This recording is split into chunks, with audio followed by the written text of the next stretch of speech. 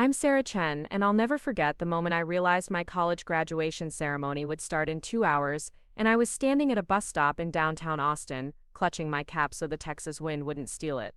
The irony wasn't lost on me that while I was figuring out public transportation in my graduation gown, my parents were 40 miles away at a Tesla dealership, helping my 19-year-old sister Maya pick out the perfect shade of white for her brand new Model Y.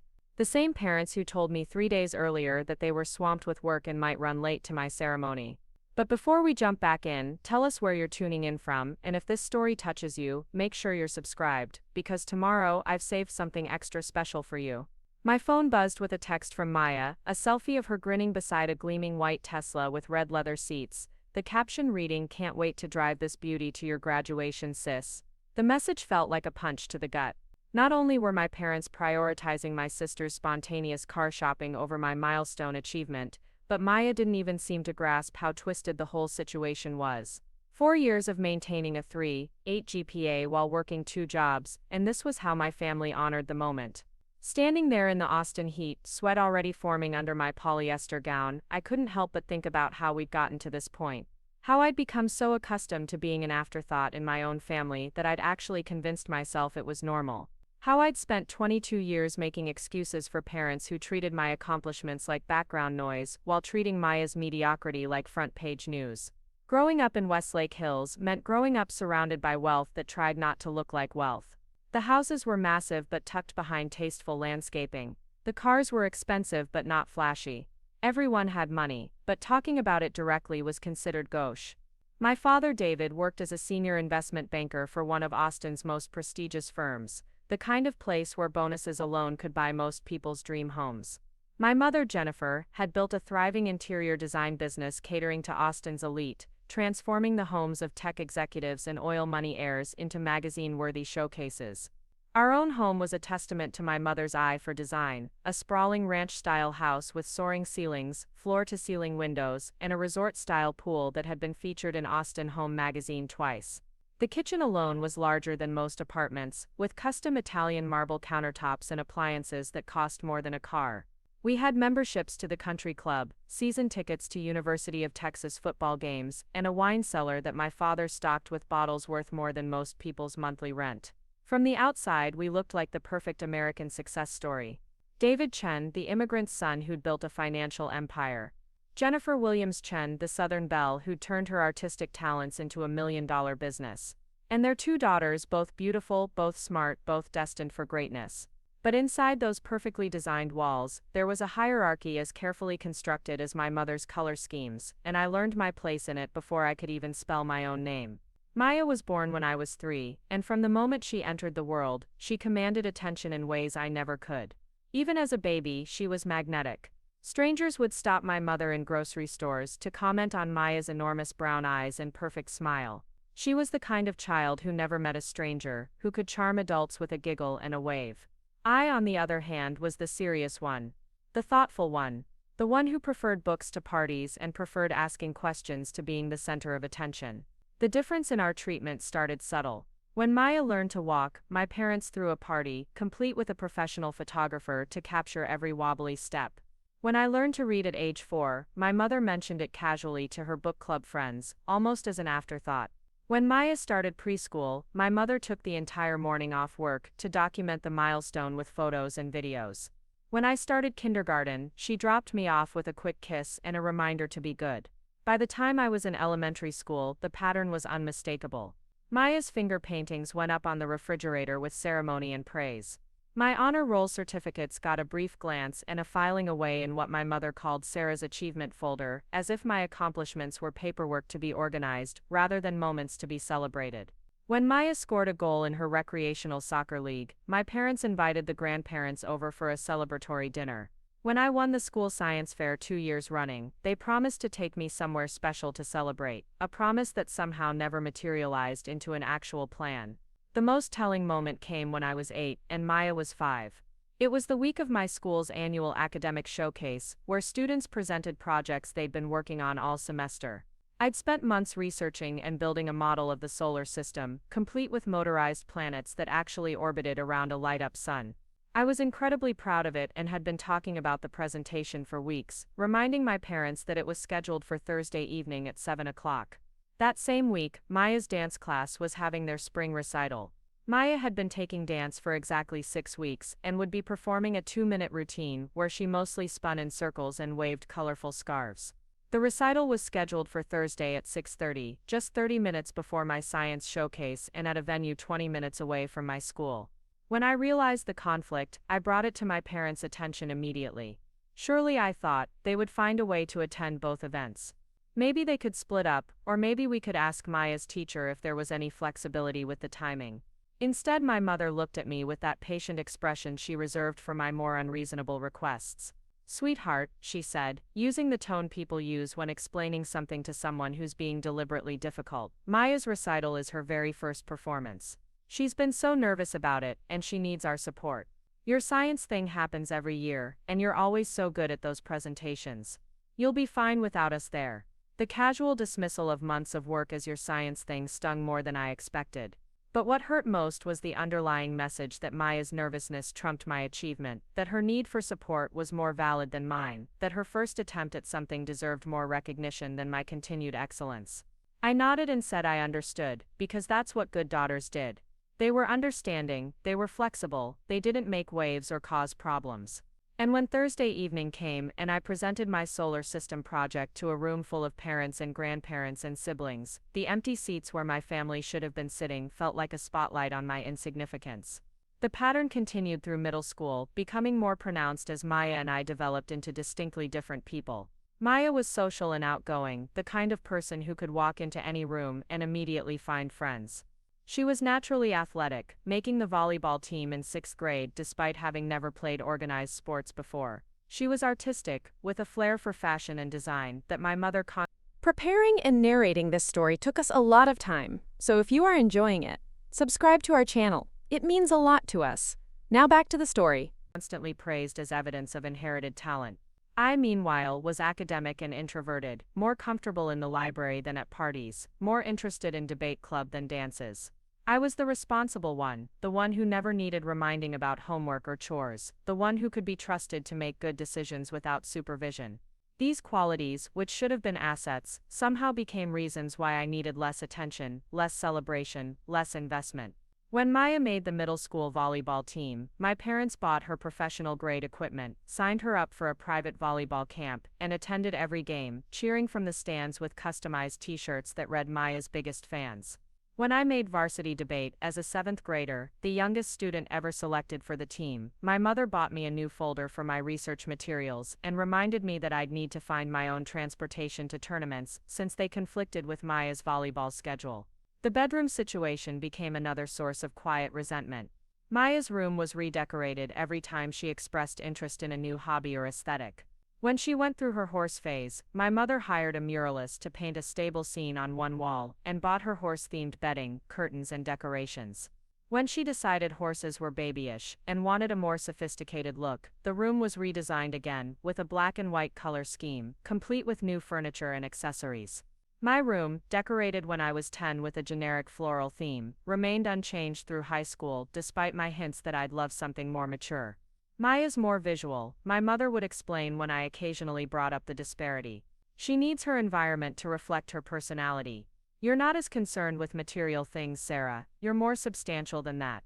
Being more substantial became the excuse for why I received practical gifts while Maya received fun ones, why my achievements were expected while hers were celebrated, why my needs were assumed to be less pressing than hers.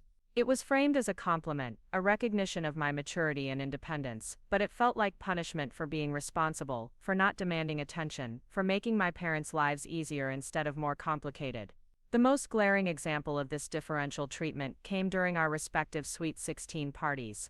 I had been looking forward to turning 16 for months, not because I particularly cared about the milestone itself, but because I hoped it would finally be my turn for the kind of celebration Maya always received. I imagined a small party with my closest friends, maybe at our house by the pool, with good music and the kind of attention to detail my mother was famous for in her professional life. Instead, my 16th birthday was celebrated with a dinner at the Oasis, Austin's famous lakefront restaurant, with just our immediate family and my grandmother Nana Eleanor. The gifts were practical: a laptop for schoolwork, some clothes for the upcoming school year, and a promise that they'd help me get my driver's license and find a reliable used car when the time was right. It was pleasant enough, but it felt more like a family dinner that happened to coincide with my birthday than an actual celebration of the milestone. Maya's sweet 16, 3 years later, was a completely different affair. My parents rented the country club's event space, hired a DJ, and invited 60 of Maya's closest friends and acquaintances. The decorations were Instagram-worthy, with a black and gold theme that my mother had spent weeks planning. There was a professional photographer, a dessert bar with Maya's favorite treats, and party favors that had been custom designed with Maya's name and the date. The gifts were equally impressive. Along with the usual assortment of jewelry and designer clothes, Maya received the keys to a brand new Jeep Wrangler, white with a red interior, complete with a giant red bow on the hood.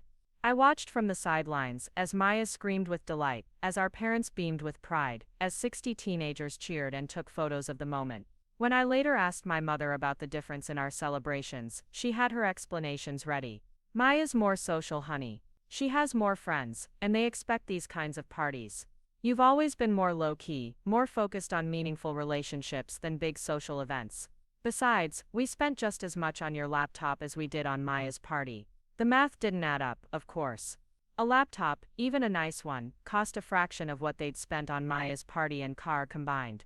But pointing that out would have made me seem petty, materialistic, focused on the wrong things.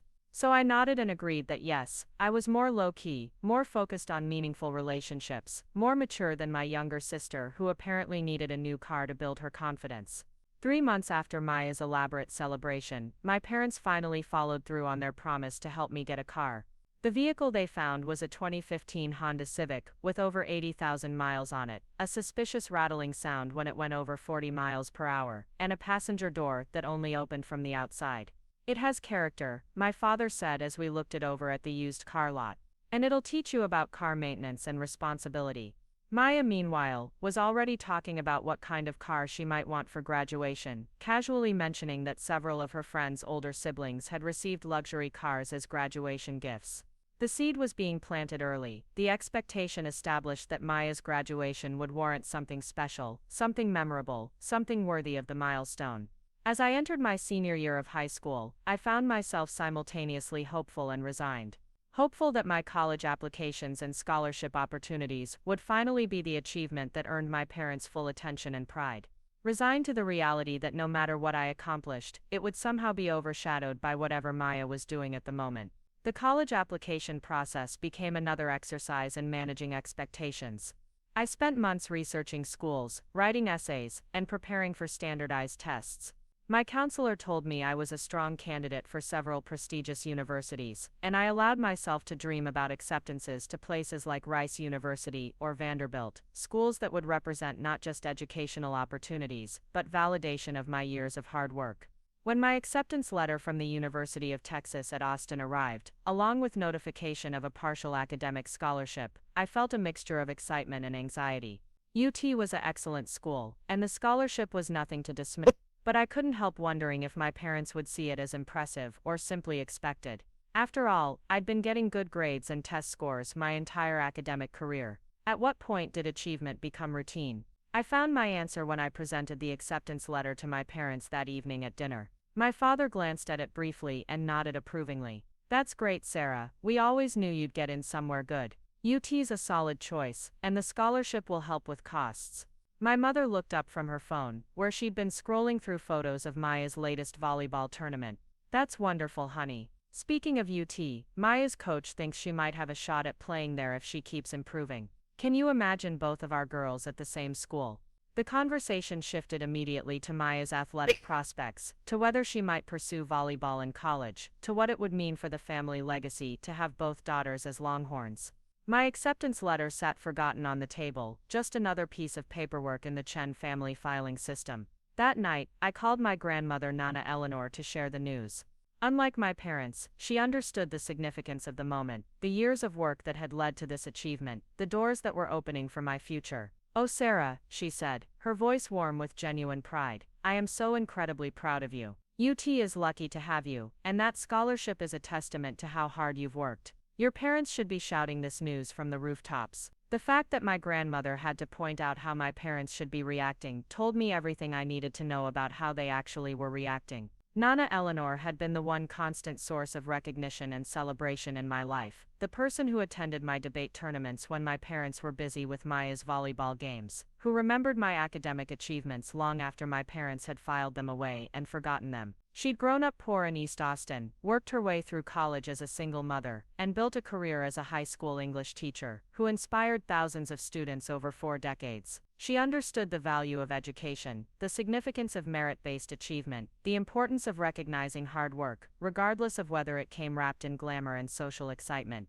You know, she told me that night, your mother was a lot like Maya when she was young. Popular, social, used to being the center of attention. Sometimes people who were always celebrated don't understand how important it is to celebrate others, especially people who are more quiet about their accomplishments. It was the closest she'd ever come to criticizing my parents directly, and it meant everything to me. Someone saw the pattern, someone understood that what was happening to me wasn't fair, wasn't normal, wasn't something I should have to accept as the natural order of things. As my high school graduation approached, I found myself hoping that this milestone would be different. Surely the culmination of 12 years of education, the transition to college, the scholarship recognition would be significant enough to warrant my parents' full attention and celebration. Surely this would be the moment when they finally saw me, really saw me, and acknowledged what I'd accomplished. I was about to learn just how wrong I could be. High school graduation came and went with the predictable fanfare. My parents attended, took the requisite photos, and celebrated with a nice dinner at our usual restaurant.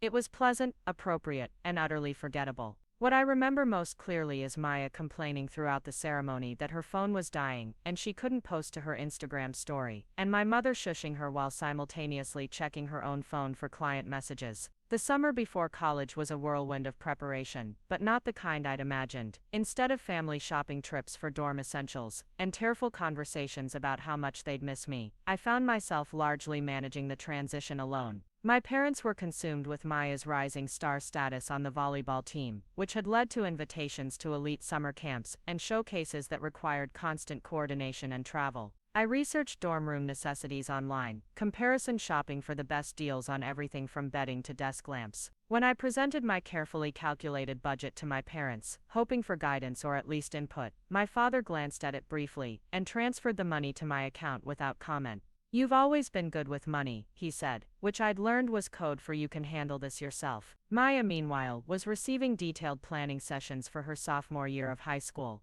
My mother had already started researching interior designers, who specialized in teenagers' bedrooms, convinced that Maya needed a more mature space that would reflect her growing sophistication. They spent entire weekends at furniture stores and home decor shops, with Maya receiving veto power over every decision, and my mother documenting the process like it was a professional design project. The contrast was striking, but I'd learned not to point it out directly. Instead, I threw myself into preparing for college with the kind of methodical planning that had become my trademark. I researched professors, planned potential course schedules, and even reached out to academic advisors to discuss my career goals. If my parents weren't going to be invested in my college experience, I'd make sure I was prepared enough for both of us. The first hint of how different our college experiences would be came during orientation week. My parents drove me to campus in their BMW, helped me move my carefully selected and budgeted belongings into my shared dorm room, and said goodbye with efficient hugs and reminders to call if I needed anything.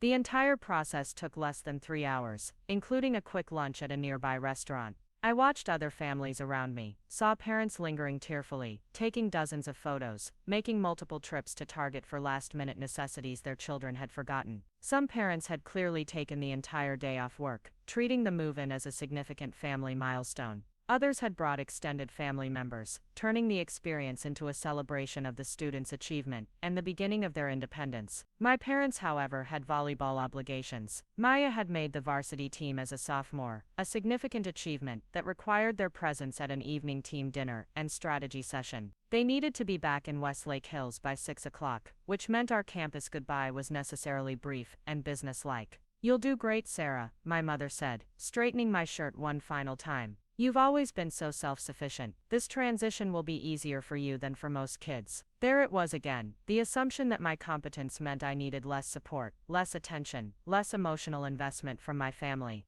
Self-sufficiency had become both my greatest asset and my biggest burden, the quality that made my parents proud, and simultaneously convinced them I didn't need them the way Maya did. After they left, I sat in my new dorm room, surrounded by the practical items I'd selected, and felt a loneliness I hadn't expected. My roommate wouldn't arrive until the following day, and the residence hall was eerily quiet as other families continued their extended move-in celebrations elsewhere in the building. I'd gotten exactly what I'd planned for, a smooth transition to college life, but I hadn't realized how much I'd been hoping for something more. The academic year that followed established patterns that would define my entire college experience. I threw myself into my coursework with the same dedication I'd shown in high school, quickly identifying professors who appreciated my work ethic and contributions to class discussions. Within weeks, I'd joined the Campus Marketing Association, applied for a work-study position at the university bookstore, and begun building the kind of resume that would serve me well after graduation. Maya, meanwhile, was thriving in her sophomore year of high school. Her volleyball success had made her something of a local celebrity, with the Austin American-Statesman running a feature article about the rising star, who was already attracting attention from college recruiters.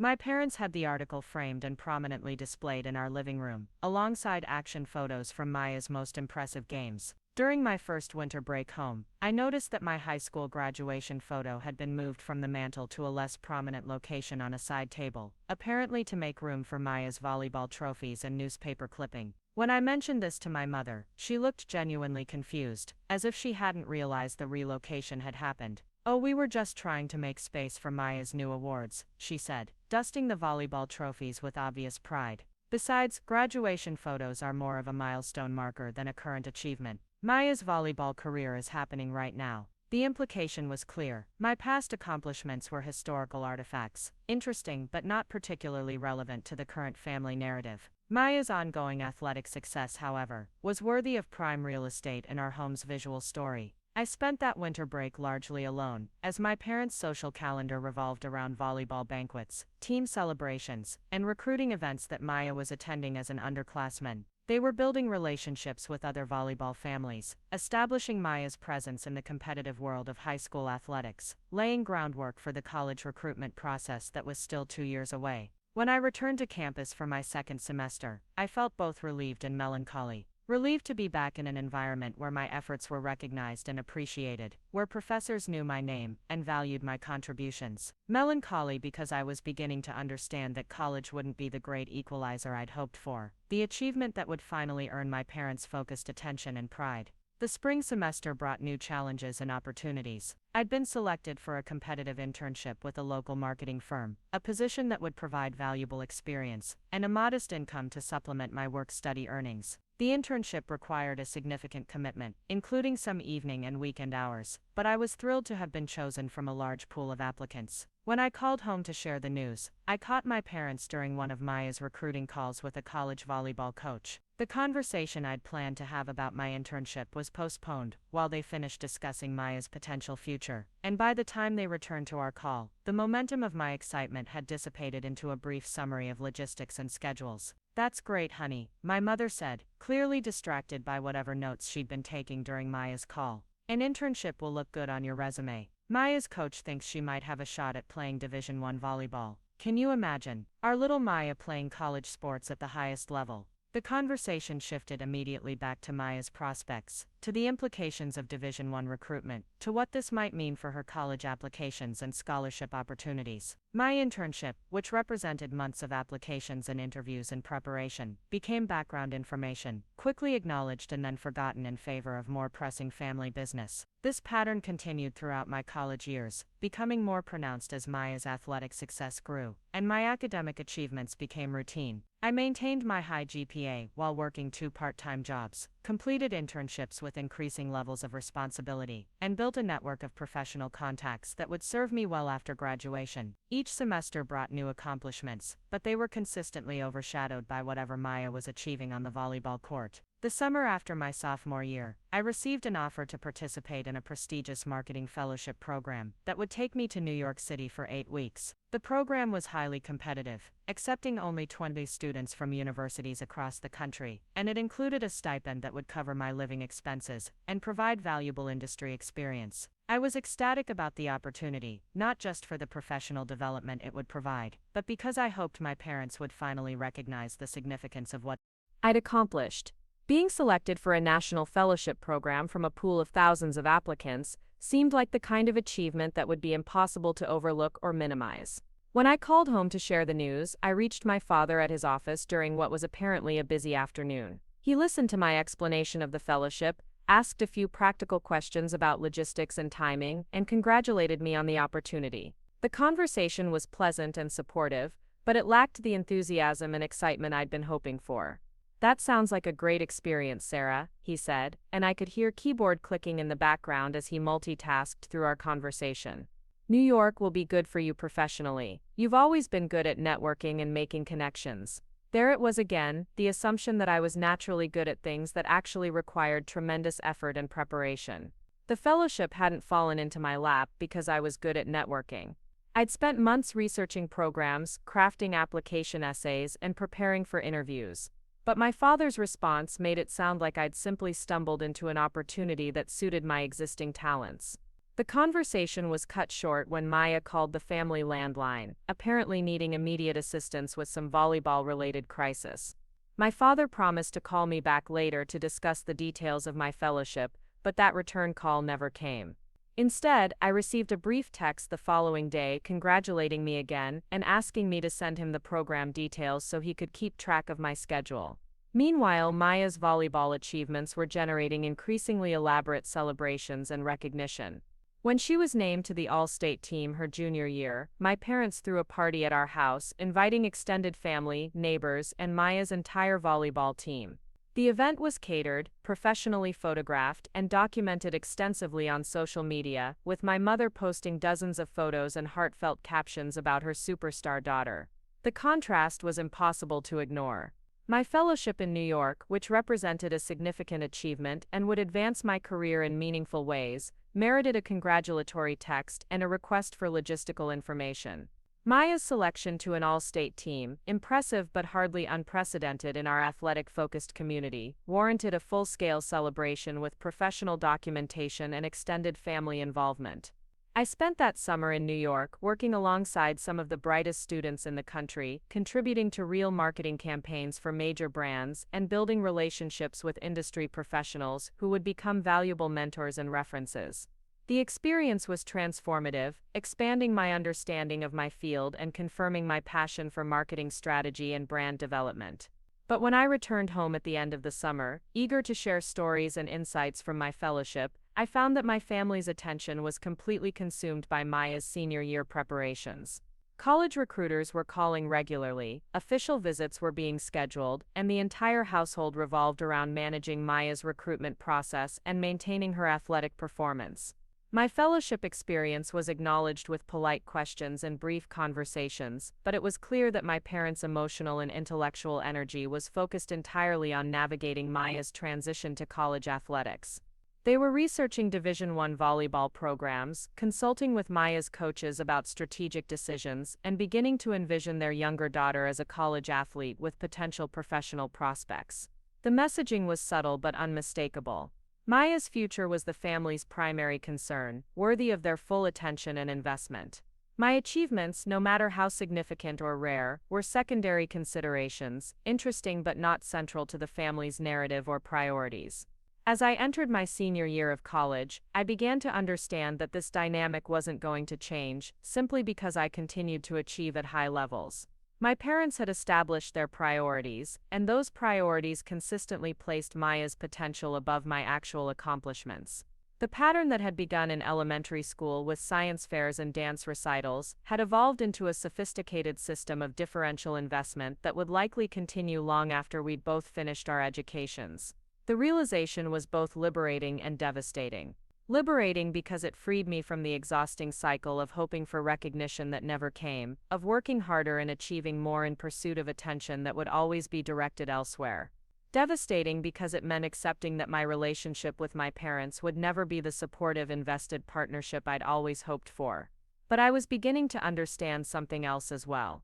The skills I'd developed through years of self-reliance, the independence I'd cultivated out of necessity, the resilience I'd built through managing disappointment, these weren't just consolation prizes for parental neglect. They were actual strengths that would serve me well in whatever came next, regardless of whether my family ever recognized their value. As my final year of college unfolded, I threw myself into the job search process with the same methodical dedication I'd applied to everything else.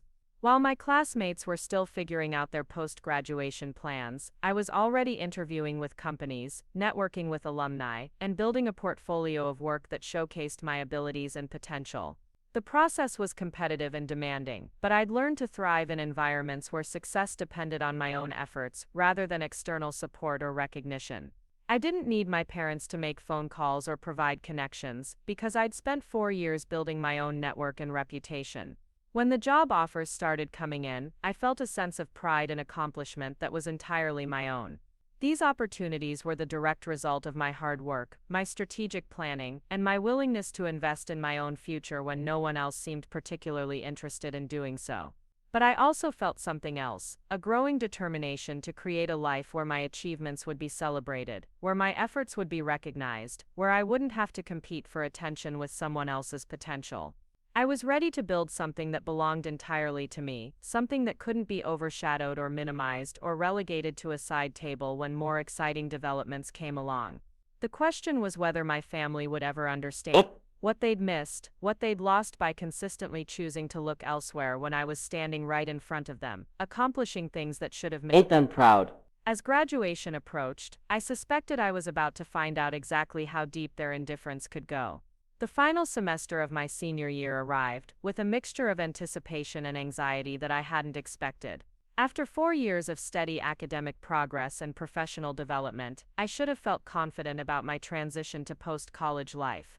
Instead, I found myself caught between excitement about my future and a lingering hope that my graduation might finally be the moment when my parents truly saw and celebrated my achievements. I had secured 3 promising job offers, each representing different paths forward in my marketing career. One was with an established advertising agency in Dallas, offering stability and the chance to work with major corporate clients. Another was with an innovative startup in Denver, providing equity options and the opportunity to help build something from the ground up. The third was with a marketing consultancy in Chicago, focusing on digital strategy for emerging brands. Each opportunity represented years of preparation, networking, and skill development.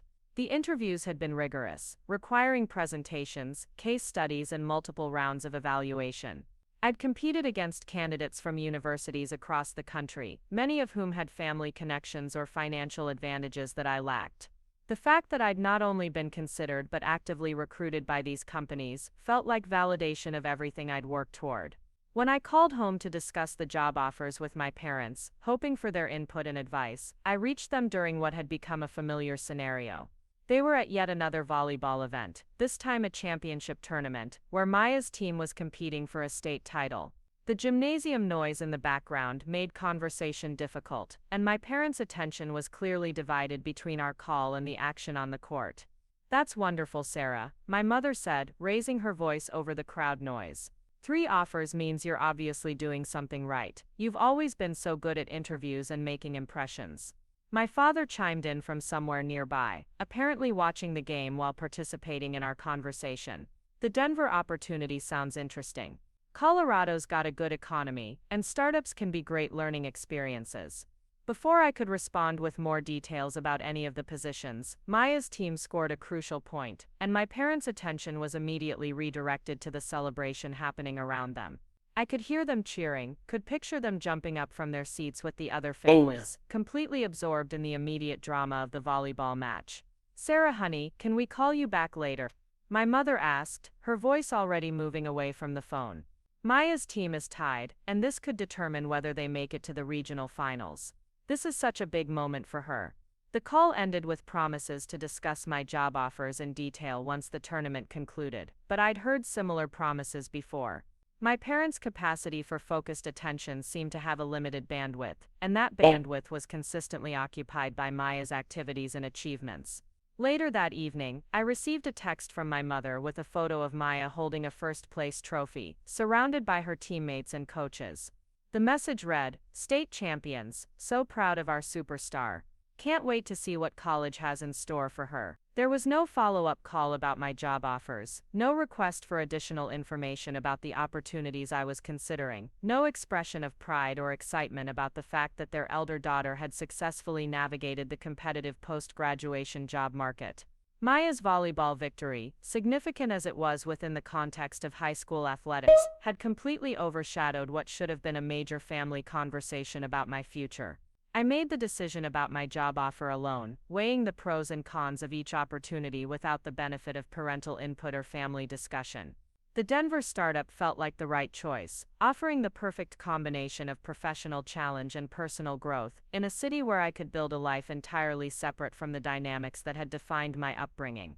When I informed my parents of my decision, during a brief phone call the following week, their response was predictably distracted. They were in the middle of planning Maya's graduation party, an event that was apparently requiring significant coordination and expense.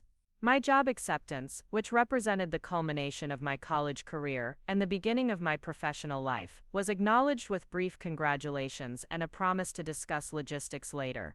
The contrast in graduation planning became the most stark example yet of my parents' differential investment in their daughter's achievements. Maya's high school graduation was being treated as a major family milestone, worthy of elaborate celebration and significant financial expenditure. They had booked a private room at the country club, hired a photographer, and invited over 100 guests to honor Maya's transition from high school to college volleyball. My college graduation, meanwhile, was being treated as a logistical challenge to be managed around Maya's more pressing schedule. When I mentioned that I'd need to know their plans for graduation weekend, so I could arrange guest tickets and coordinate timing, my mother's response revealed just how little thought they'd given to the event. "Oh, that's the same weekend as Maya's graduation party," she said, as if this timing conflict had just occurred to her. "We've already sent out invitations and made the catering deposit. Can you check if there's any flexibility with your ceremony schedule?" The assumption that my college graduation ceremony might be adjusted to accommodate Maya's high school graduation party was so absurd that I initially thought my mother was joking. When it became clear that she was serious, that she genuinely expected me to inquire about changing the timing of a university-wide commencement ceremony involving thousands of students and families, I felt something shift inside me. For 22 years, I'd been the flexible one, the understanding one, the daughter who could be counted on to accommodate everyone else's priorities and preferences. I'd adjusted my expectations, modified my needs, and accepted secondary status in family decisions without complaint or resistance. But the suggestion that I should attempt to reschedule my college graduation to avoid conflicting with Maya's party felt like a bridge too far. "Mom," I said, trying to keep my voice calm and reasonable, "I can't reschedule my college graduation ceremony. It's set by the university, and there are thousands of people involved." Maya's party, however, could potentially be moved to a different weekend. The silence that followed was longer than I expected. When my mother finally responded, her tone carried a note of surprise, as if she hadn't anticipated any pushback on what seemed to her like a reasonable request. "Well, we've already made commitments for Maya's party," she said, sounding slightly defensive. "The venue is booked, the invitations are sent, and all of Maya's friends and their families are planning to attend. It would be very difficult to change everything now." The implication was clear.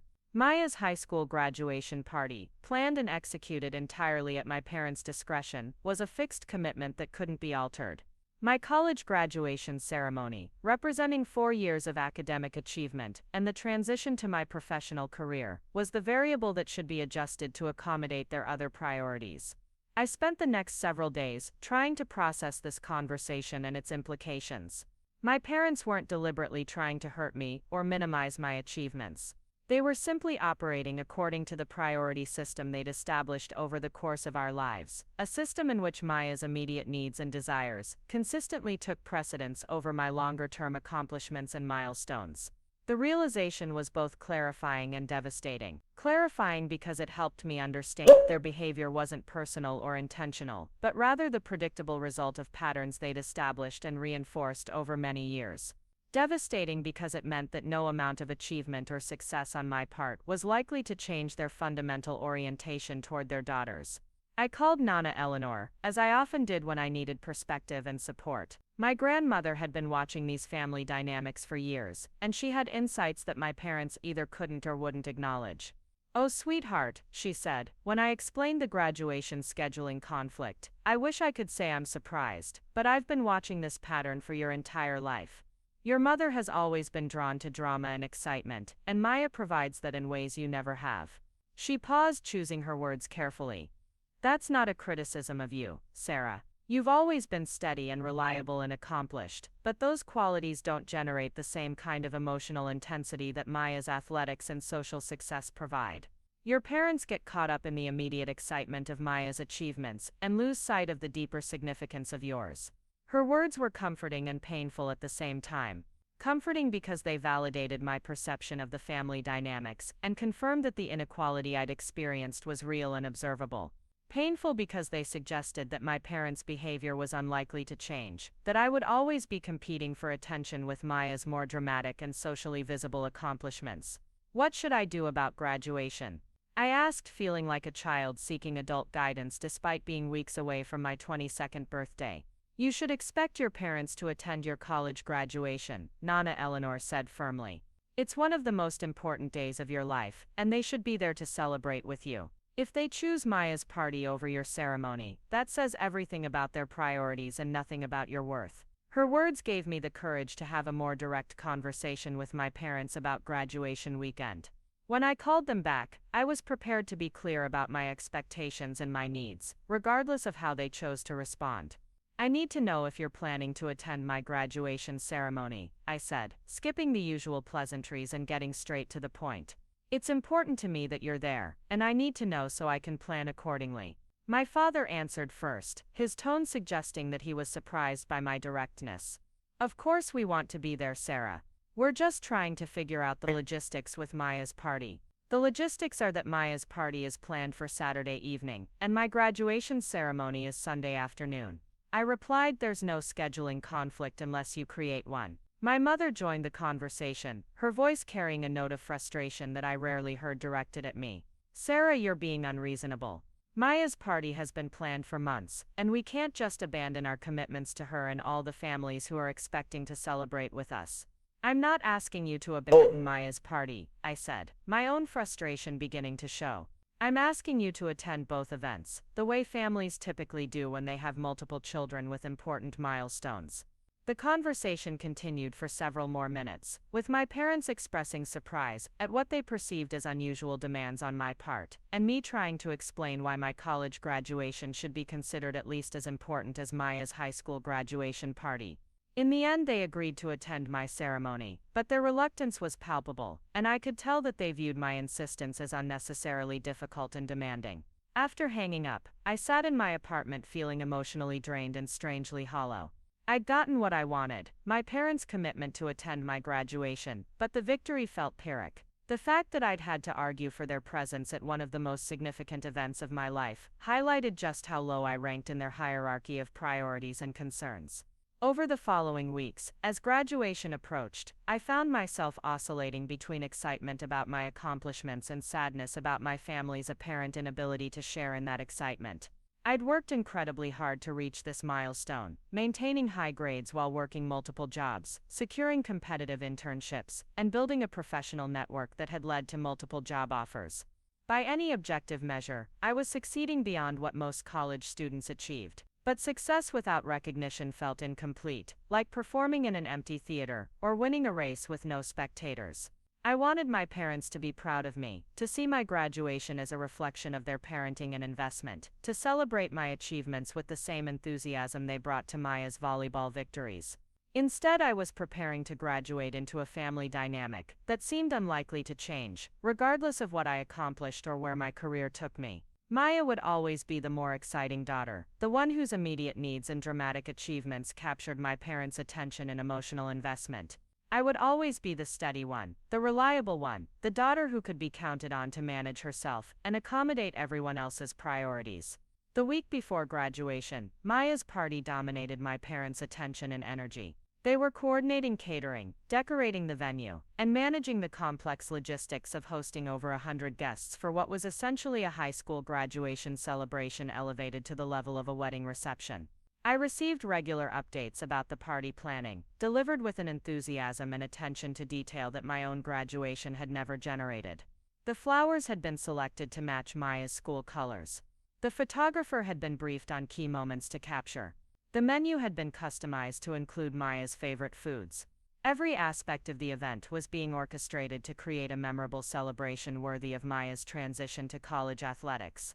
Meanwhile, my own graduation preparations were largely solitary. I ordered my cap and gown online, arranged for guest tickets through the university's automated system, and coordinated my own celebration dinner, with friends who understood the significance of the milestone. My parents were invited to join us, but their enthusiasm for post-ceremony festivities was notably muted compared to their excitement about Maya's upcoming party. The night before graduation, I lay in bed thinking about the journey that had brought me to this point, and the journey that lay ahead. In less than 24 hours, I would walk across a stage and receive a diploma that represented 4 years of dedication, sacrifice, and growth. I would officially become a college graduate, ready to begin a professional career in a field I was passionate about, in a city where I could build a life on my own terms. But I would also be stepping into that future with a clearer understanding of my family's dynamics and my place within them. My parents would always love me, but they would never prioritize me the way they prioritized Maya. My achievements would always be acknowledged, but never celebrated with the same intensity that Maya's accomplishments generated. The realization was liberating in its clarity. I no longer needed to hope for recognition that wasn't coming, or work harder in pursuit of attention that would always be directed elsewhere. I could simply focus on building a life that reflected my values and priorities, surrounding myself with people who saw and appreciated my contributions, creating my own definition of success and celebration.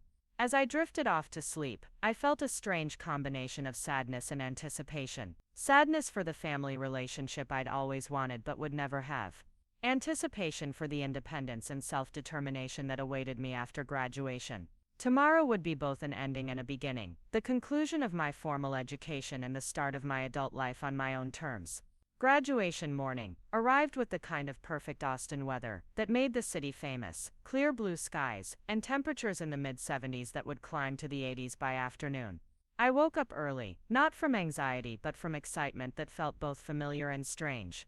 Familiar because I'd experienced this anticipation before every major academic milestone, but strange because this time I was genuinely uncertain whether my family would share in the moment or treat it as an obligation to be managed around more pressing concerns. I took my time getting ready, treating the morning like the ceremonial preparation it deserved to be. I carefully styled my hair so it would look good under the graduation cap, applied makeup that would photograph well in the Texas sun, and put on the dress my mother had suggested months earlier during one of her brief moments of engagement with my graduation planning. The navy blue fabric was flattering and appropriate, professional enough for the job interviews that would follow and formal enough for the ceremony itself. As I looked at myself in the mirror, wearing my honors cords and preparing to put on my cap and gown, I felt a surge of pride that was entirely my own. Whatever happened with my family, whatever drama unfolded around Maya's party or my parents' divided attention, I had earned this moment through 4 years of consistent effort and dedication. The diploma I would receive in a few hours represented not just academic achievement but personal growth, professional preparation, and the development of independence that would serve me well in whatever came next. My phone buzzed with a text from Alex, my best friend since freshman year, who would be graduating alongside me. Ready to become a real adult, the message read, followed by several celebratory emojis. Alex understood the significance of this day in ways my family never had been there through the late-night study sessions and stressful exam periods, had celebrated with me when job offers came through and commiserated during the more challenging moments of college life. I texted back a photo of myself in my graduation attire, and within minutes received enthusiastic responses from Alex and several other friends who were preparing for the same ceremony. The genuine excitement and support from my chosen family felt like a warm contrast to the lukewarm acknowledgement I'd received from my actual family members. Another text arrived, this time from Nana Eleanor, who had driven down from Dallas the night before to attend my graduation. So proud of my brilliant granddaughter, the message read. Can't wait to see you walk across that stage and receive the recognition you've worked so hard for. Her presence meant everything to me, a reminder that at least one family member understood the significance of what I was achieving and wanted to celebrate it properly. My parents had texted earlier that morning, a brief message confirming that they would meet me at the designated family area before the ceremony. The message was logistical rather than emotional, treating the day like an appointment to be kept rather than a milestone to be celebrated. But they would be there, which was more than I'd been certain of just a few weeks earlier. I gathered my belongings and headed toward campus, taking the bus route I'd become familiar with over 4 years of college life.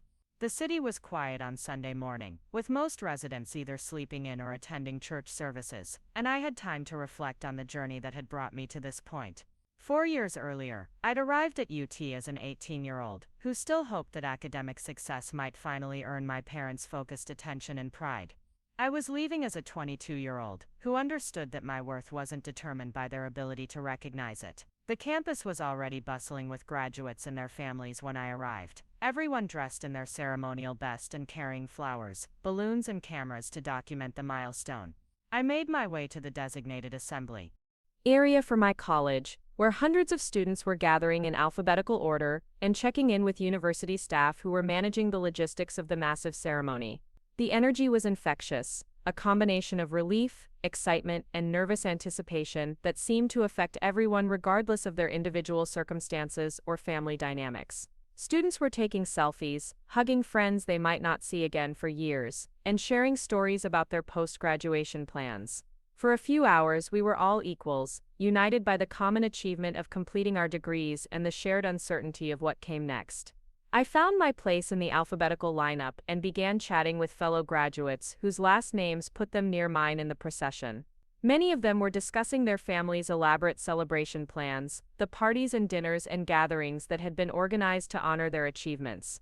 I listened with genuine interest, feeling happy for their recognition even as I was aware that my own celebration would be more modest. When it came time to discuss our own plans, I mentioned that my family would be attending the ceremony and that we'd have a nice dinner afterward. I didn't elaborate on the drama that had surrounded even this basic level of participation, or the way my graduation had been treated as a scheduling challenge rather than a celebration. There was no point in dwelling on family dysfunction when I was surrounded by people who were genuinely excited about our shared achievement. The processional began exactly on schedule, with graduates filing into the Frank Irwin Center to the familiar strains of pomp and circumstance. The arena was packed with families, friends, and university staff. Thousands of people gathered to witness this transition from student life to whatever came next. As I walked down the aisle in my cap and gown, I scanned the crowd looking for familiar faces, hoping to spot my parents and grandmother among the sea of spectators. The ceremony itself was everything a college graduation should be, dignified and inspiring, and filled with the kind of ritual significance that marked major life transitions. The university president spoke about our potential to make meaningful contributions to our communities and professions. The commencement speaker, a successful entrepreneur who had graduated from UT 20 years earlier, talked about the importance of perseverance and the value of the education we'd received. But the moment that affected me most deeply came during the recognition of academic honors. When the dean announced that graduates wearing gold cords had achieved summa cum laude distinction, representing the top 5% of the graduating class, I felt a sense of validation that was entirely separate from any external recognition. I had earned this honor through consistent excellence over 4 years, and it belonged to me regardless of whether anyone in my family understood its significance. As my name was called and I walked across the stage to receive my diploma, I could hear cheering from somewhere in the crowd.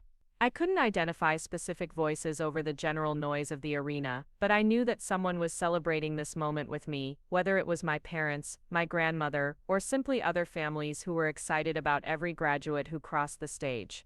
The diploma felt substantial in my hands, heavier than I'd expected, and I took a moment to really look at it before moving on. This piece of paper represented not just 4 years of coursework, but the development of critical thinking skills, professional competencies, and personal resilience that would serve me for the rest of my life. It was proof that I could set ambitious goals and achieve them through sustained effort, regardless of whether I had extensive family support or encouragement. After the ceremony concluded and we'd thrown our caps into the air in the traditional celebration, I made my way to the designated family meeting area to find my parents and grandmother. The crowd was chaotic, with thousands of people trying to locate their graduates and organize post-ceremony activities, but I eventually spotted Nana Eleanor's silver hair and made my way toward her. My grandmother's face lit up when she saw me approaching, and she pulled me into the kind of enthusiastic hug that I rarely received from other family members. "There's my college graduate," she said, her voice thick with emotion. "I am so incredibly proud of you, Sarah. You've accomplished something truly special." My parents were standing nearby, looking somewhat uncomfortable in the crowd and checking their phones periodically, presumably monitoring the timeline for Maya's party preparation. When they saw me approaching, they offered congratulations and brief hugs, but their attention seemed divided between the present moment and whatever logistics they were managing for the evening's celebration. "Congratulations, honey," my mother said, adjusting my graduation cap for a photo. "You look so professional in your cap and gown, very mature and accomplished." My father nodded in agreement, taking photos with his phone while simultaneously checking messages. "We're proud of you, Sarah. College graduation is a big achievement, and you should feel good about what you've accomplished." Their words were appropriate and supportive, but they felt scripted somehow, like responses they'd prepared rather than spontaneous expressions of genuine pride and excitement. I could tell they were already mentally transitioning to Maya's party, calculating drive times and coordination requirements, rather than being fully present for my celebration. Alex appeared with their own family in tow, and we took group photos and shared excitement about our post-graduation plans. Alex's parents were effusive in their congratulations, not just to their own child, but to me as well, treating my achievement as worthy of genuine celebration and recognition. The contrast with my own family's more restrained response was subtle but noticeable. We moved to a nearby restaurant for what was supposed to be a celebratory lunch, but the meal felt more like a brief intermission between more important activities than a proper celebration of my graduation. My parents spent significant portions of the meal checking their phones and discussing logistics for Maya's party, which was apparently requiring last-minute coordination and problem-solving. "The caterer is having issues with the dessert station setup," my mother explained, after finishing a lengthy phone call. "And Maya is stressed about whether her hair appointment will finish in time for photos." I listened to the detailed discussion of party logistics while picking at my meal, struck by how much emotional energy and practical attention was being devoted to Maya's high school graduation celebration compared to my college graduation lunch. Every aspect of Maya's party was being treated as critically important, worthy of immediate attention and careful management, while my actual graduation ceremony had been completed and was now apparently relegated to background information. Nana Eleanor seemed to notice the dynamic as well, making pointed efforts to keep the conversation focused on my achievements and future plans. She asked detailed questions about my job in Denver, my career goals, and my thoughts about moving to a new city. Her genuine interest and enthusiasm provided a counterbalance to my parents' distracted engagement, but it also highlighted just how differently my milestone was being treated compared to Maya's upcoming celebration. "Denver seems like an exciting opportunity," my grandmother said, ignoring another interruption from my mother's phone. "Starting your career in a new city will give you complete independence and the chance to build exactly the kind of life you want." My father looked up from his own phone, apparently catching the end of her comment. Yes, Denver should be good for Sarah. She's always been independent and good at adapting to new situations. There it was again, the assumption that my competence meant I needed less support and attention, that my ability to manage challenges independently somehow justified their limited investment in my experiences and milestones.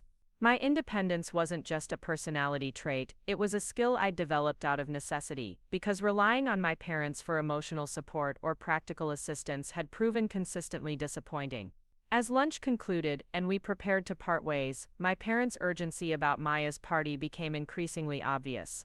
They had catering deliveries to oversee, decorations to arrange, and 100 other details to manage before guests arrived for the evening celebration.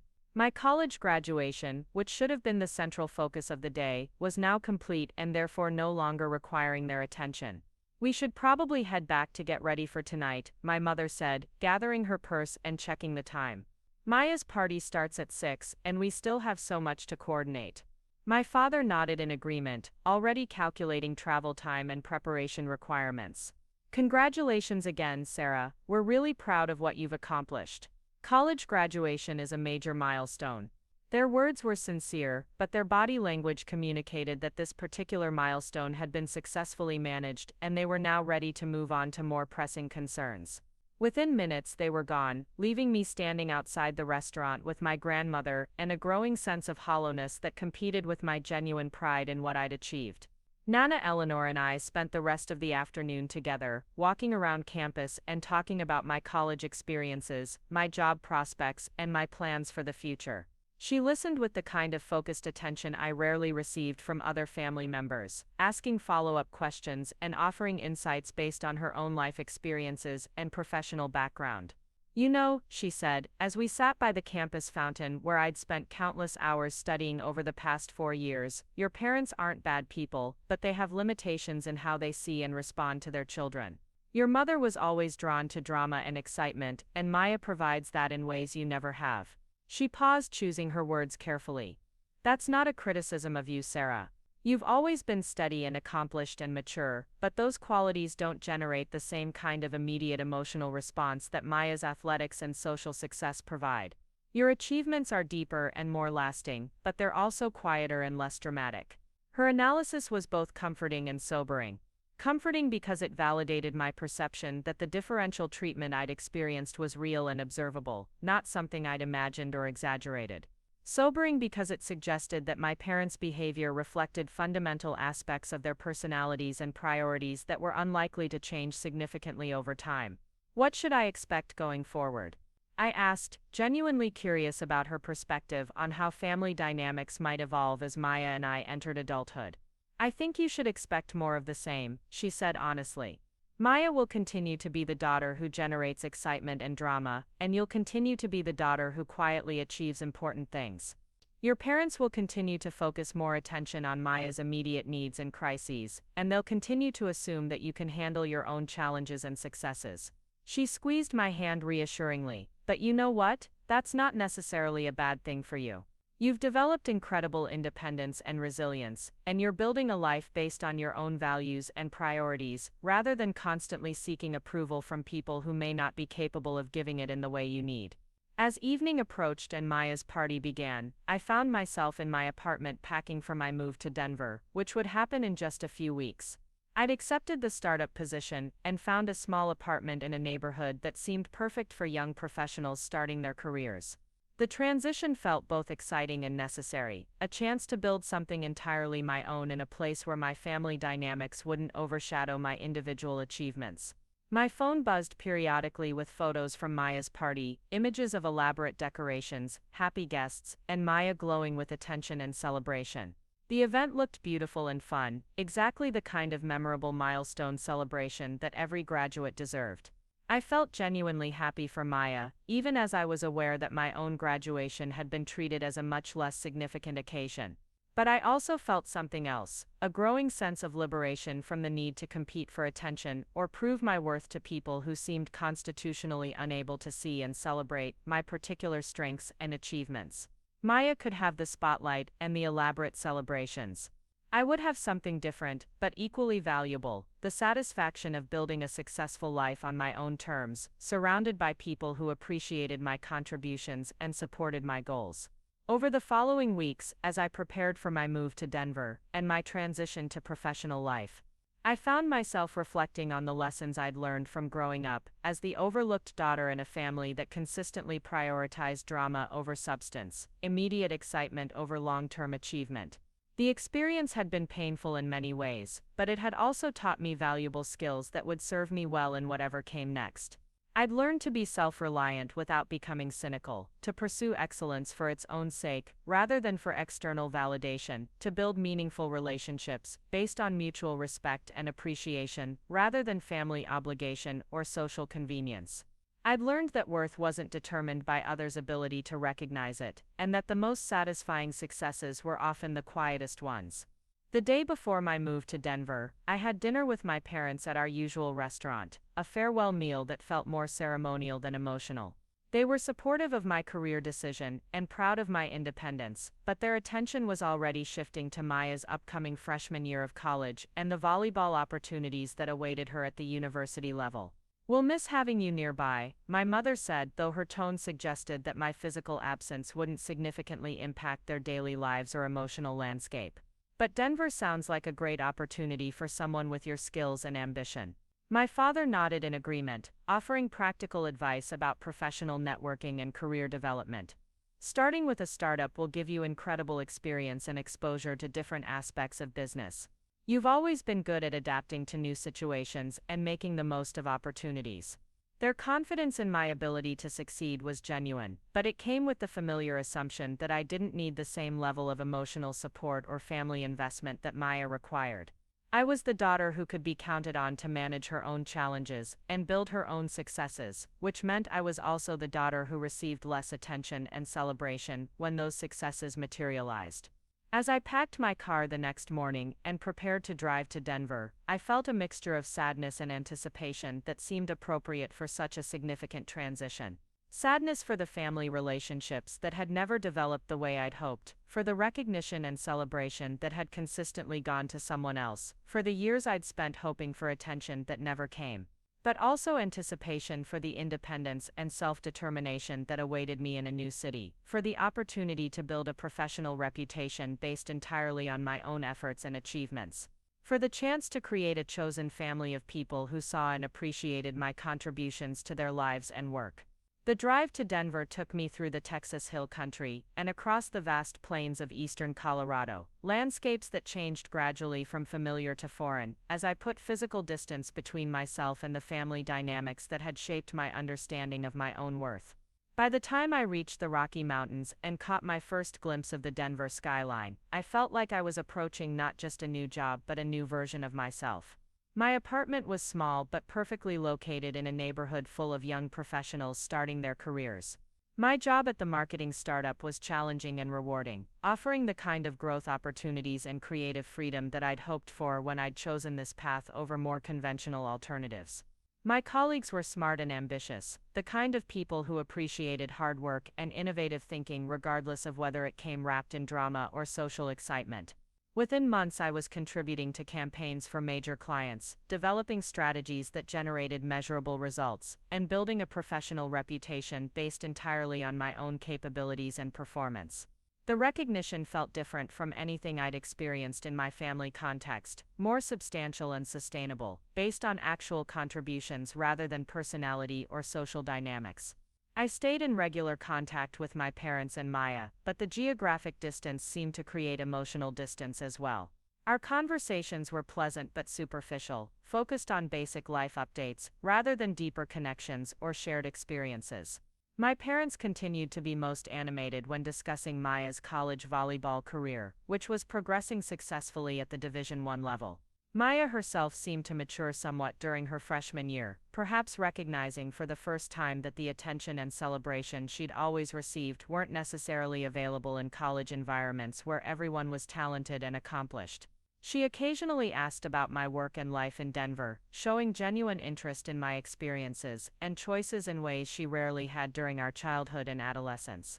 Nana Eleanor remained my most consistent source of family connection and support, calling regularly to hear about my professional development and personal growth. She visited Denver twice during my first year there, each time expressing pride in what I'd built for myself and recognition of the strength it had taken to leave familiar circumstances and create something entirely new. "You've done exactly what I hoped you would do," she told me during one of those visits, as we walked through downtown Denver, and I showed her the office where I worked and the neighborhood where I lived. "You've built a life that reflects your values and priorities, surrounded yourself with people who see and appreciate your contributions, and created your own definition of success." As my first year in Denver concluded, and I reflected on the journey that had brought me there, I realized that my graduation day bus ride had been more than just a transportation challenge or a symbol of my family's misplaced priorities. It had been the final catalyst for a transformation that had been building for years, the moment when I finally understood that my worth wasn't determined by others' ability to recognize it. The young woman who had stood at that bus stop in her graduation gown, wondering how her family could prioritize car shopping over her college ceremony, had evolved into someone who no longer needed external validation to feel valuable and accomplished. I'd learned to celebrate my own achievements, to surround myself with people who shared my values, and to build success that belonged entirely to me. Maya could keep the Tesla and the elaborate celebrations and the constant parental attention. I had something different but equally valuable: the satisfaction of a life built on my own terms, achievements earned through my own efforts, and relationships based on mutual respect and genuine appreciation. In the end, that felt like the most meaningful graduation gift of all. The morning of my graduation dawned with that particular Austin brightness that seemed to mock anyone dealing with internal turmoil. I'd barely slept, not from excitement but from a gnawing anxiety about whether my parents would actually follow through on their reluctant promise to attend my ceremony. Their commitment had felt so grudging, so conditional on Maya's party logistics, that I half expected a last-minute text explaining why they couldn't make it after all. I went through my morning routine with mechanical precision, showering and styling my hair with extra care, since this would likely be one of the most photographed days of my life. The navy dress hung on my closet door, pressed and ready, alongside my cap and gown that I'd picked up from the campus bookstore the day before. My honors cords lay carefully arranged on my dresser, the gold and white rope that signified my academic achievement and would mark me as one of the top graduates in my class. As I applied my makeup, taking time to ensure it would photograph well and last, through what promised to be an emotional day, my phone buzzed with messages from friends and classmates who were also preparing for the ceremony. Alex had sent a selfie from their apartment across town, grinning widely in their graduation attire with the caption "Ready to become real adults." Other classmates were sharing photos of their families arriving in town, elaborate breakfast celebrations, and last-minute preparations for post-ceremony parties. The contrast with my own quiet morning was stark. No family members were bustling around helping with preparations, no elaborate breakfast celebration was planned, no extended relatives were driving in from out of state to witness my achievement. Just me, alone in my apartment, getting ready for what should have been one of the most celebrated days of my life, with the same solitary focus I'd applied to most of my college experience. My phone rang as I was finishing my makeup, and I felt my heart skip when I saw my mother's name on the caller ID.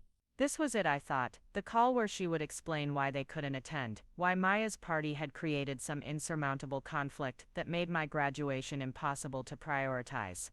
"Sarah, honey," my mother's voice came through the speaker, and I could hear unusual tension in her tone. "We need to talk about today's timing." My stomach dropped. "What's wrong?" "Well, Maya's hair appointment got moved to this afternoon because of some emergency at the salon, and now it conflicts with your ceremony start time. We're trying to figure out how to manage both schedules." The words hit me like a physical blow. After weeks of negotiation and reluctant commitments, after making it clear how important their presence was to me, they were still treating my college graduation as a scheduling problem to be solved around Maya's beauty appointments. "Mom," I said, working to keep my voice steady, "my graduation ceremony is at 2 o'clock. It's been scheduled for months. Maya's hair appointment can be rescheduled." "It's not that simple, Sarah. This is a very exclusive salon, and Maya has a specific stylist she's been working with for weeks to plan her look for tonight. You know how important this party is to her." The irony was almost laughable. Maya's hair appointment for her high school graduation party was being treated as more immovable than my college graduation ceremony, an event that involved thousands of students and families, and couldn't be rescheduled for anyone's convenience. "I need you to be there," I said, abandoning any pretense of being understanding or flexible. "This is my college graduation. I've worked for 4 years to reach this moment, and I need my parents present to witness it." There was a long pause, and I could hear muffled conversation in the background, probably my parents conferring about how to handle this unexpected pushback from their typically accommodating elder daughter. "Of course we'll be there," my mother finally said, though her tone suggested this was a significant concession, rather than a natural parental response. "We'll figure something out with Maya's appointment. But we might need to leave immediately after your ceremony to get back for party preparations." The conditional nature of their attendance, even after committing to be there, felt like another small wound in an already tender situation. They would attend my graduation, but grudgingly, briefly, and with their attention already focused on getting back to Maya's celebration as quickly as possible. Thank you, I said, though gratitude felt like the wrong emotion for having to negotiate my parents' presence at my own graduation ceremony. After hanging up, I sat on my bed still in my bathrobe, looking at my graduation attire, and trying to process the conversation that had just occurred. In a few hours, I would walk across a stage and receive a diploma that represented 4 years of academic excellence, professional preparation, and personal growth. I would officially become a college graduate, ready to begin a career in a field I was passionate about, equipped with skills and knowledge that would serve me for the rest of my life. But the people who should have been most proud of this achievement, who should have been celebrating this milestone with unqualified enthusiasm, were treating it as an inconvenience that interfered with their more important priorities. The message was unmistakable. Maya's appearance at her high school graduation party mattered more than my actual college graduation ceremony. I called Voila. Eleanor, my one reliable source of family support and perspective. She answered on the first ring, her voice warm and excited. "There's my college graduate," she said before I could even speak. "Are you ready for your big day?" Oh, "I think so," I said, though my voice probably betrayed my uncertainty about more than just ceremony logistics. "You sound worried, sweetheart. What's going on?" I explained the morning's phone call, the ongoing tension about my parents' attendance, the way my graduation continued to be treated as secondary to Maya's party preparations. As I spoke, I could hear my grandmother's breathing grow shorter, a sign that she was becoming increasingly upset by what she was hearing. "Oh, Sarah," she said when I finished, her voice heavy with disappointment that wasn't directed at me. "I had hoped that your college graduation would be the event that finally helped your parents understand what they've been missing all these years. I don't think anything is going to change their perspective," oh. I said, surprised by how matter-of-fact I sounded. "They are who they are, and Maya will always be more important to them than I am." "That may be true," Nana Eleanor said carefully, "but that says everything about their limitations and nothing about your worth. You've achieved something remarkable, Sarah, and today is about celebrating that achievement, regardless of whether your parents can fully appreciate its significance." Her words provided some comfort, but they also highlighted the fundamental sadness of the situation. I was about to graduate from college with honors, having earned multiple job offers and built a foundation For professional success, and I was spending the morning of this achievement trying to convince my parents that it deserved their attention. "Will you be there early?" I asked, needing reassurance that at least one family member would be fully present for the milestone. "I'll be there an hour before the ceremony starts," she promised. "And I'll be in the front row, cheering loud enough for everyone who should be there but isn't." After we hung up, I finished getting ready with renewed determination. Whatever happened with my parents, whatever drama surrounded Maya's party, whatever complications arose from competing family loyalties, I was going to graduate with dignity and pride. This day belonged to me, and I wasn't going to let anyone else's inability to appreciate it diminish my own sense of accomplishment. I put on my dress, arranged my honors cords, and carefully positioned my graduation cap, checking myself in the mirror one final time. The reflection looking back at me was that of a confident young woman ready to begin the next chapter of her life, someone who had earned her place on that graduation stage through years of hard work and determination. The bus ride to campus felt symbolic, though not in the way I'd originally imagined. Instead of representing my family's neglect, it felt like a declaration of independence, a reminder that I'd been successfully managing my own transportation and logistics for years without relying on anyone else's assistance or attention. I was perfectly capable of getting myself to my own graduation ceremony, just as I'd been perfectly capable of earning my place there. The campus was alive with graduation energy when I arrived, families streaming toward the ceremony venue with flowers, balloons, and cameras. Graduates gathering in their designated assembly areas, university staff managing the logistics of a massive event that celebrated thousands of individual achievements. The atmosphere was infectious, filled with the kind of joy and pride that should have surrounded every graduate regardless of their family circumstances. I found my place in the alphabetical lineup for my college, surrounded by classmates I'd known for 4 years and others I was meeting for the first time. The conversations around me were a mixture of nervousness, excitement, and speculation about what came next, but there was also a sense of shared accomplishment that transcended individual circumstances or family dynamics. "Can you believe we actually made it?" asked the student next to me, a marketing major named Jennifer who I'd worked with on several group projects. 4 years ago this seemed so far away, and now we're actually here.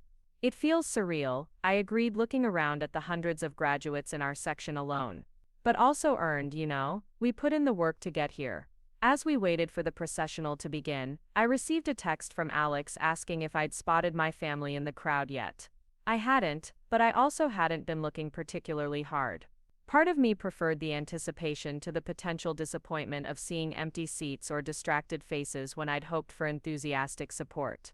The ceremony began with the traditional academic processional, hundreds of graduates filing into the arena to the familiar strains of pomp and circumstance while thousands of family members and friends cheered from the stands. As I walked down the aisle in my cap and gown, I felt a mixture of pride and nervous energy that seemed appropriate for such a significant transition. The venue was packed, every seat filled with people who had come to celebrate these achievements with their graduates. I scanned the crowd briefly as I walked, but the sheer number of faces made it impossible to identify individual family members from a distance.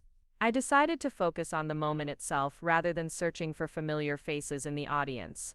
The university president welcomed everyone and spoke about the significance of what we were celebrating, the years of hard work and intellectual growth that had brought us to this moment, the potential we carried as we prepared to enter our professional lives and contribute to our communities. The commencement speaker, a successful entrepreneur and university alumna, talked about resilience, adaptability, and the importance of defining success on our own terms, rather than according to others' expectations. Her words resonated with me in ways she probably never intended, speaking directly to my experience of building achievements that weren't always recognized or celebrated by the people whose approval I'd once sought.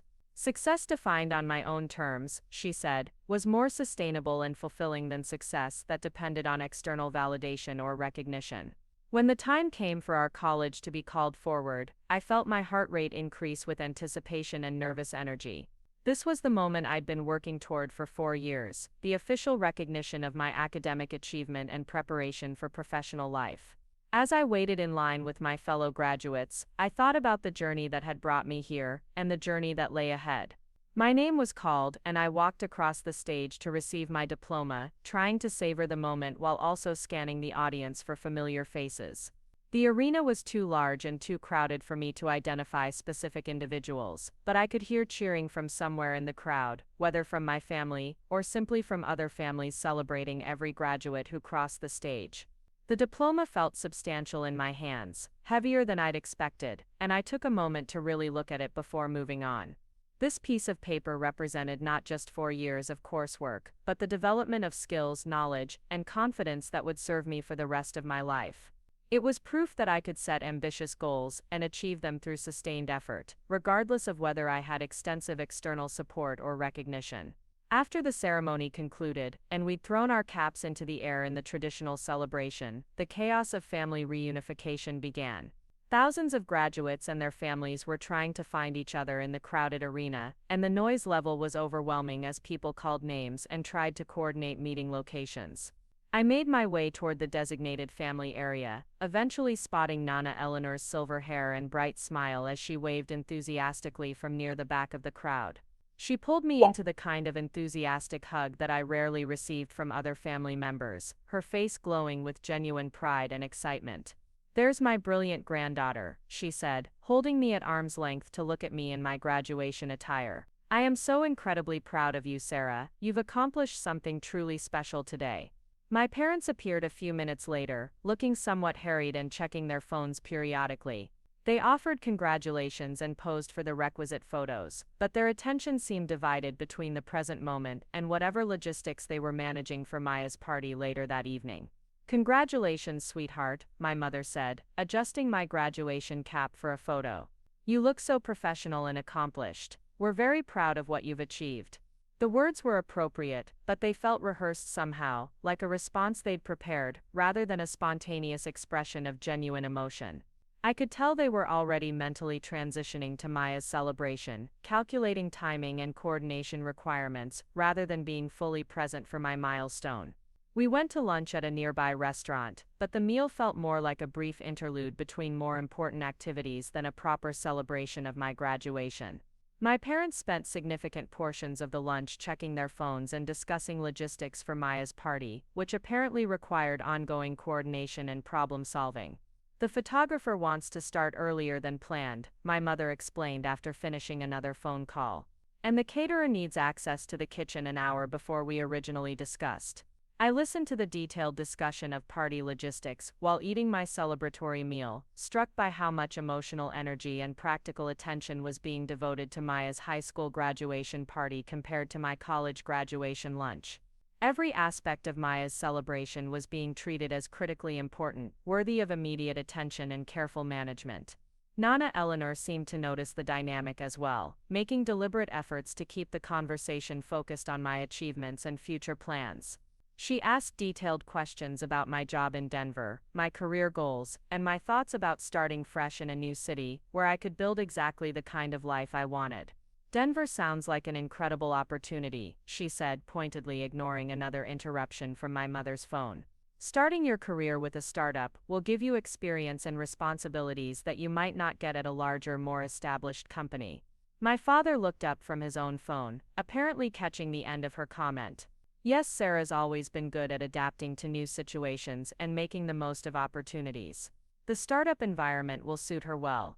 There it was again, the casual assumption that my competence meant I needed less support and attention, that my ability to handle challenges independently somehow justified their limited emotional investment in my experiences and achievements.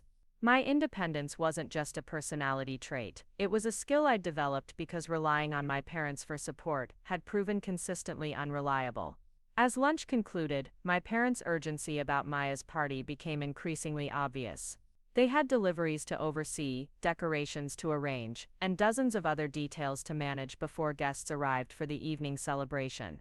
My college graduation, which should have been the central focus of the day, was now complete and therefore no longer requiring their immediate attention. We should probably head back soon, my mother said, gathering her purse and checking the time.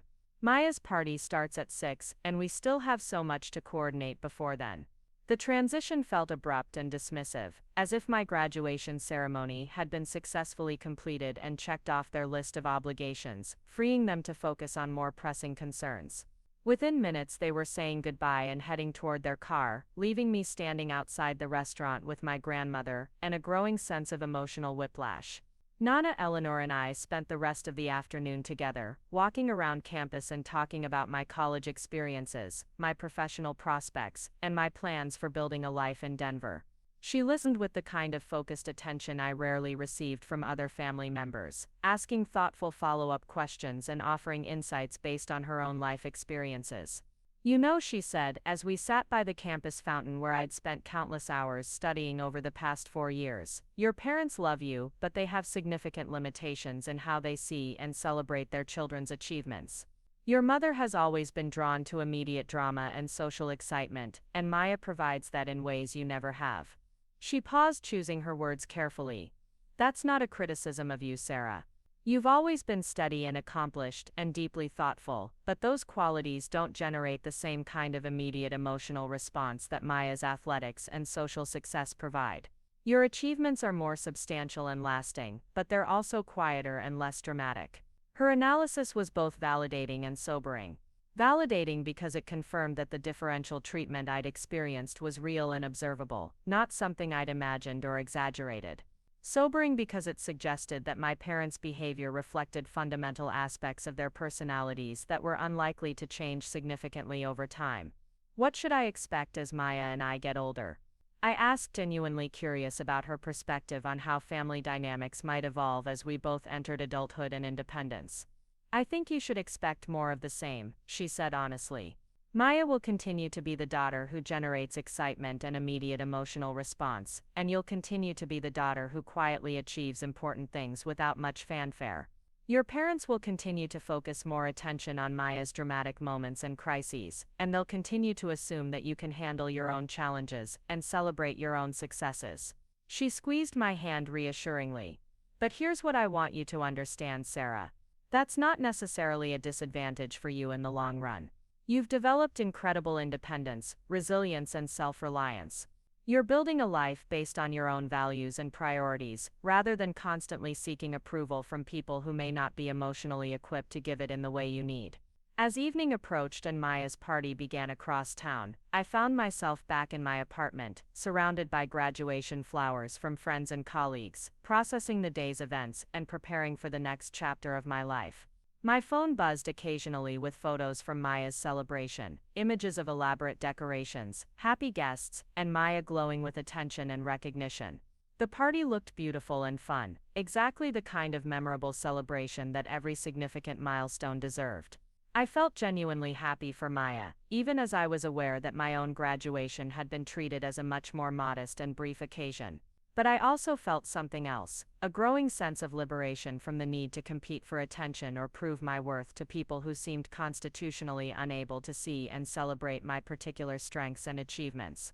Over the following weeks, as I prepared for my move to Denver and the beginning of my professional career, I found myself reflecting on the lessons I'd learned from growing up as the overlooked daughter in a family that consistently prioritized immediate excitement over sustained achievement.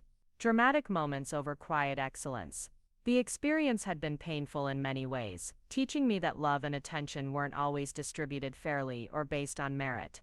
But it had also taught me valuable skills that would serve me well in whatever came next. I'd learned to be self-reliant without becoming bitter, to pursue excellence for its own sake rather than for external validation, to build meaningful relationships based on mutual respect and genuine appreciation, rather than family obligation or social convenience. Most importantly, I'd learned that worth wasn't determined by others' ability to recognize it, and that the most satisfying successes were often the ones that belonged entirely to you, achieved through your own efforts, and celebrated on your own terms.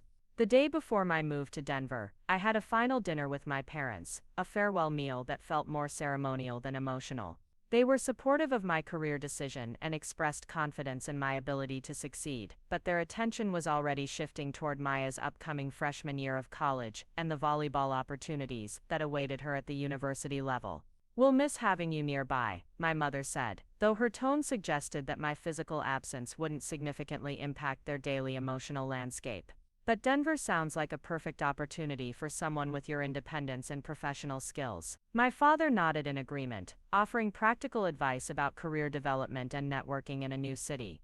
"Starting with a startup will give you incredible experience across multiple business functions. You've always been good at making the most of challenging situations." Their confidence in my ability to succeed was genuine, but it came with the familiar assumption that I didn't need the same level of emotional support or family investment that Maya required.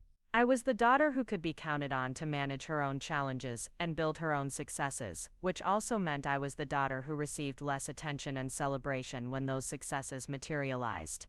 As I loaded my car the next morning and prepared to drive toward my new life in Denver, I felt a mixture of sadness and anticipation that seemed appropriate for such a significant transition.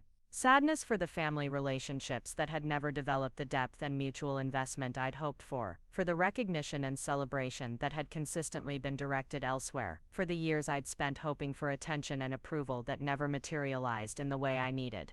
But also profound anticipation for the independence and self-determination that awaited me in Colorado, for the opportunity to build a professional reputation based entirely on my own capabilities and contributions, for the chance to create a chosen family of people who saw and appreciated my value without needing to be convinced or persuaded.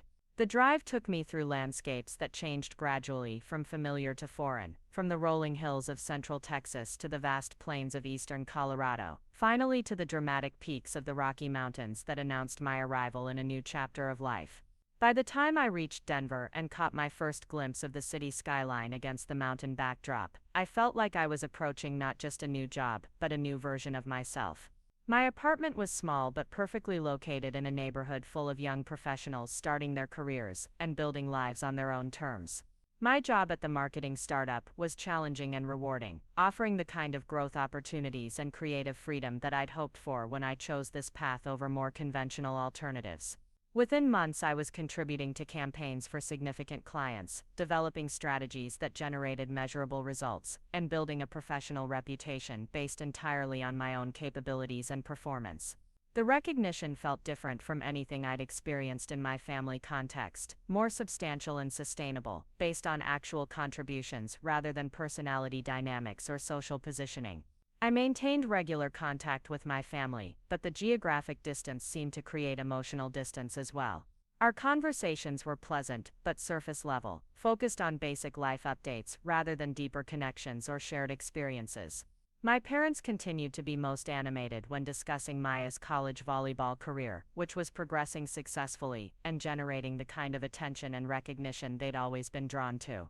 Maya herself seemed to mature during her freshman year, perhaps recognizing for the first time that the constant attention and celebration she'd received at home weren't necessarily available in college environments where everyone was talented and accomplished. She occasionally asked about my work and life in Denver, showing genuine curiosity about my experiences in ways she rarely had during our childhood and adolescence. Nana Eleanor remained my most consistent source of family connection and validation, calling regularly to hear about my professional development and personal growth. She visited Denver twice during my first year there, each time expressing pride in what I'd built for myself and recognition of the courage it had taken to leave familiar circumstances and create something entirely new. "You've done exactly what I hoped you would do," she told me during one of those visits, as we explored downtown Denver, and I showed her the office building where I worked and the neighborhood where I'd made my home. "You've built a life that reflects your authentic self, surrounded yourself with people who recognize your value, and created your own definition of success and celebration." As my first year in Denver concluded, and I reflected on the journey that had brought me there, I realized that my graduation day bus ride had been more than just a transportation challenge or a symbol of my family's misplaced priorities. It had been the final catalyst for a transformation that had been building for years, the moment when I finally understood that my worth wasn't determined by others' ability to recognize it. The young woman who had stood at that Austin bus stop in her graduation gown, processing the reality that her parents were shopping for her sister's Tesla instead of celebrating her college achievement, had evolved into someone who no longer needed external validation to feel valuable and accomplished. I'd learned to celebrate my own milestones, to surround myself with people who shared my values and appreciated my contributions, and to build success that belonged entirely to me. Maya could keep the Tesla, and the elaborate celebrations, and the constant parental attention. I had something different, but equally valuable. The satisfaction of a life built according to my own principles, achievements earned through my own dedication, and relationships based on mutual respect and genuine appreciation. In the end, that felt like the most meaningful graduation gift imaginable. Up next, you've got two more standout stories right on your screen. If this one hit the mark, you won't want to pass these up, just click and check them out.